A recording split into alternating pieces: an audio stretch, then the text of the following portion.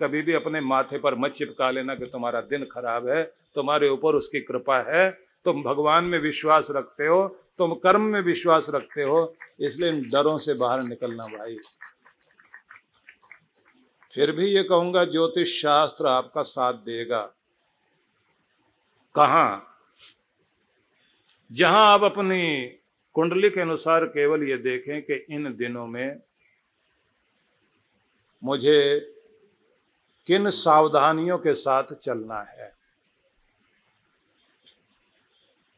अगर दिन ठीक नहीं है तो इसका मतलब बर्दाश्त के दिन है, संभल के चलने के दिन है, संतुलन बनाने के दिन है, झगड़ा करने के दिन नहीं है, ज्यादा तन कर किसी के साथ में समस्या नहीं खड़नी, अपने जीवन में नहीं लानी। और ध्यान रखना है कि मालिक का सहारा जरूर लेना है, परमात्मा का। दुनिया पर भरोसा हो ना हो, उस पर भरोसा करना है। तो वो चीज तो ठीक है, लेकिन अगर डर पाल लिए तो फिर समस्या बन जाएगी। दुखद स्थिति यही है कि हम लोगों ने बहुत डर पाल लिए। तो अगर आप उस पार जाना चाहते हैं और सफल होना चाहते हैं तो एक तीर्थ आपके अंदर काम करता है। महर्षि अगस्त्य ने तीर्थ के बारे में लिखा कि क्या तीर्थ चाहिए आपको, तो कहते हैं सत्यम तीर्थम, क्षमा तीर्थम, तीर्थम इंद्रिय निग्रह, सर्वभूत दया तीर्थम, तीर्थम मार्जमेव च, दानम तीर्थम, दमस तीर्थम, संतोष तीर्थम उच्यते, ब्रह्मचर्यम परम तीर्थम, तीर्थम च प्रियवादिता, ज्ञानम तीर्थम, धृतिस्तीर्थम, तपस्तीर्थम, मुदाहृतम, तीर्थानामपि तत्तीर्थम विशुद्धिर मनस परा। मतलब क्या है कि सत्य तीर्थ है, क्षमा तीर्थ है, तारने वाली चीज, खुद पर कंट्रोल बहुत बड़ा तीर्थ, प्राणी मात्र के प्रति दया की भावना ये कमाल का तीर्थ है, सरलता से जीवन जीना, कुटिलता, कठोरता, चालाकी, छल छद्म को छोड़कर सरल सहज भोलेपन में आनंद लेते हुए जीना, कहते हैं ये तीर्थ है। तुम्हारे द्वारा दिया गया सहयोग और किसी की जिंदगी को आसान बनाने में आपका साथ, अगर आप ये पुण्य करते हैं तो ये वो तीर्थ है जो आपको तारेगा ही तारेगा। और जब आप अपना ब्रेक का इस्तेमाल करते हैं, अपने गुस्से को रोक लेते हैं, अपने वाणी की कठोरता को संभाल लेते हैं, कहते हैं ये भी तीर्थ है। और संतुष्ट होकर धन्यवाद करते हुए जीना, ये भी अद्भुत तीर्थ है। संयम के साथ जीना तीर्थ है। और मधुर बोलना और लोगों के दिलों को जीतना, लोक व्यवहार में कुशल होना, ये भी तीर्थ है। डेल कार्नेगी ने तो इस पर बहुत कुछ लिखा और बहुत प्रसिद्धि पाई कि व्यक्ति को लोक व्यवहार में बहुत निपुण होना चाहिए, क्योंकि 40% सफलता जिंदगी की लोक व्यवहार में स्थिर है।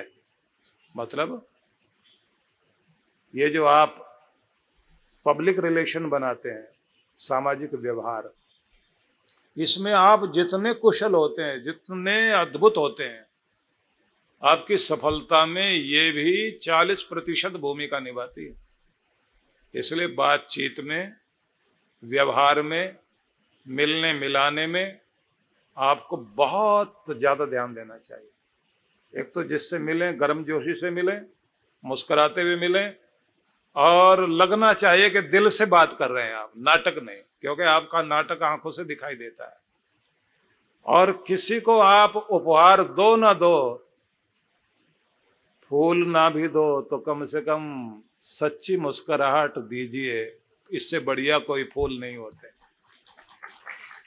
सच्चे ढंग से मिलिए। तो लोक व्यवहार, उसको भी तीर्थ माना गया। ज्ञानम तीर्थम, धृति तीर्थम, ज्ञान को प्राप्त करना और रोज अपने आप को आगे बढ़ाने की कोशिश करना। अच्छी पुस्तकें आपके पास होनी चाहिए। जिंदगी की सीख जहां से भी मिलती हो, उस सबको तीर्थ माना गया। और फिर आगे कहा धृति तीर्थम, धैर्य का होना, हौसला बनाए रखना, ये भी तीर्थ है, तारने वाली चीज, मतलब आपको पार लगाती है ये भी। जिन लोगों का हौसला जल्दी टूट जाता है, जल्दी घबरा जाते हैं, बस समझ लीजिए समस्या यही है। ये हाथी की मस्त चाल जो कही जाती है ना, ये सीखने की बात है कि आप किस झटके से टूटते हो। झटके तो लगेंगे जिंदगी में, और अगर नहीं टूटते हैं पता लगता है आप क्या हैं। आपकी शक्ति का परिचय आपके अंदर से पता लगता है कि आप क्या हो। जो नहीं टूट पाते ना वो जीता करते हैं। मुझे ध्यान है एक परिवार को मैं देखता था, जिस परिवार में पति डॉक्टर थे, पत्नी एक गृहिणी थी, और उनके बच्चे, एक 12th कर रहा था, एक 11th में था, और पत्नी शरीर से बहुत भारी थी, एलर्जी,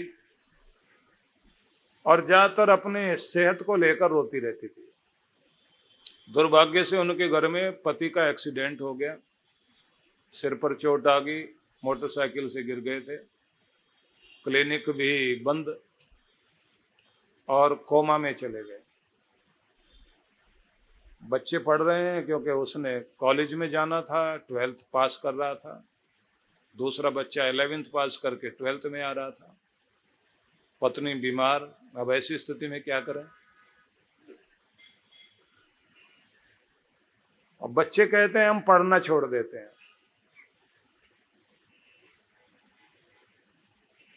और पति तो बेचारा वो तो अभी कोमा में है। और पत्नी ने अपने बच्चों को साथ बैठाया और कहा कि देखो बेटा, तुम्हारे पिता के सपने हैं कि तुम कुछ पढ़ो और कुछ बनो। इस घर के पिलर वही थे, इन्हीं के कंधों पर सारा बोझ था हमारा। अब अगर आज उनका शरीर साथ नहीं दे रहा तो हम 3 लोग हैं, सब मिलकर के आज नए ढंग से शुरुआत करते हैं। क्योंकि रोने से और दुनिया तरस खाए हमारे ऊपर, इससे कुछ नहीं बनने वाला। अपने अंदर मजबूती लानी है। बच्चे कहने लगे लेकिन माँ क्या करें, आप तो खुद बीमार, और हम इस समय असहाय, होगा क्या? अब माँ कहती है मैं बीमार नहीं, मैं अभी ठीक हो रही हूं, मुझे ठीक होना है। और उसने पार्क के चक्कर लगाने शुरू किए, प्राणायाम करना शुरू किया, और अपना पढ़ करके इंटरनेट पे और तरह तरह की चीजें उसने जो है अपने लिए क्या खाना चाहिए, क्या ध्यान रखना चाहिए, क्या डाइट अपनी लेनी चाहिए, ये सारी चीजें उसने, और साथ साथ में और डॉक्टरों से भी सलाह करके अपने पति का भी ध्यान रखना शुरू किया। पति थोड़े दिनों के बाद ठीक होने शुरू हुए। अब ठीक तो हो गए लेकिन उनके हाथ कांपते थे। क्लिनिक में जाएं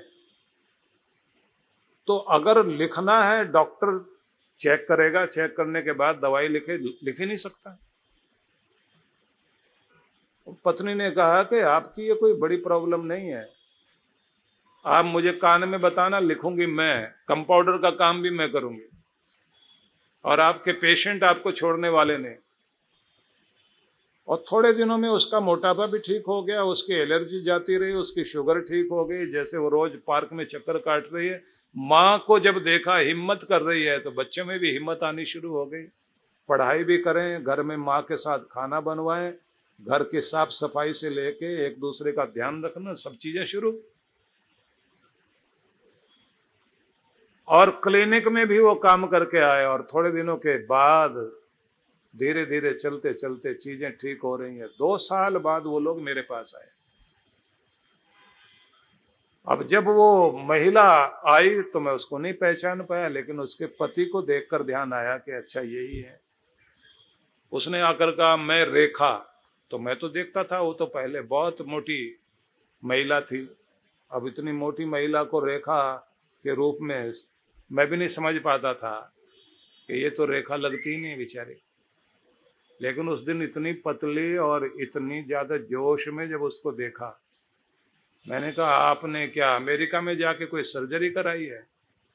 बोले मेरा अमेरिका तो पार्क में ही पूरा हो गया, हमारे साथ बहुत बड़ी घटना घटी, ऐसा हुआ वैसा हुआ। सबकी आंख में आंसू भी, मुस्कान भी।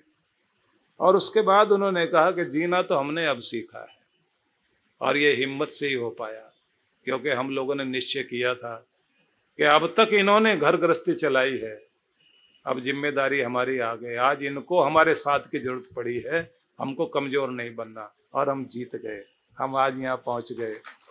और उन्होंने कहा आपके पास आंसू दिखाने के लिए तो लोग आते हैं, लेकिन अपनी जीत लेकर और धन्यवाद करने के लिए नहीं आते। हम धन्यवाद करने आए। सोचिए, अब दिल्ली के पीतमपुरा में रहते हैं वो डॉक्टर, लेकिन अपने आप में एक उदाहरण है। आज उनके बच्चे बहुत लायक हो चुके हैं। परिस्थितियां किसी के भी जीवन में आ सकती हैं, लेकिन हिम्मत चाहिए। और किसी भी एज में आप कुछ भी कर सकते हैं, अगर आप में हिम्मत है तो। नहीं तो आप किसी भी एज में कुछ भी नहीं कर पाओगे। मैं जवान होता तो करता, मैं इस उम्र में होता तो करता, मेरे पास पैसे होते तो मैं करता, मेरा कोई साथ देता तो मैं करता। ये सब बहाने हैं। तो कुछ निश्चय करिए आज, क्योंकि आपके दिमाग पर जोर देना चाहता हूं, आपके मस्तिष्क को थोड़ा सा हिलाना चाहता हूं कि आप अपने साथ खुद बैठकर कुछ देर बातचीत करें कि नई शुरुआत हो, नए ढंग से हम चलें। तो इसको कहा जाता धृति, धैर्य बनाए रखना और हौसला बनाए रखना, टूटने ना देना अपने आप को। अपनी बीमारियों को जीतेंगे आप, अपनी परिस्थितियों को जीतेंगे, अपने दुर्भाग्य को जीतेंगे, अपने सौभाग्य को खींच कर लाएंगे। मन में वो एक नक्शा बनाओ तो सही। कोई और समझाएगा तो बात नहीं बनेगी, खुद को खुद समझाइए। हाँ, एक बात जरूर है कि प्रार्थना जरूर करना। उस महिला ने भी मेरे से कहा कि मैं रोज ये कहती थी, भगवान मुझे तुम्हारी मदद की जरूरत है,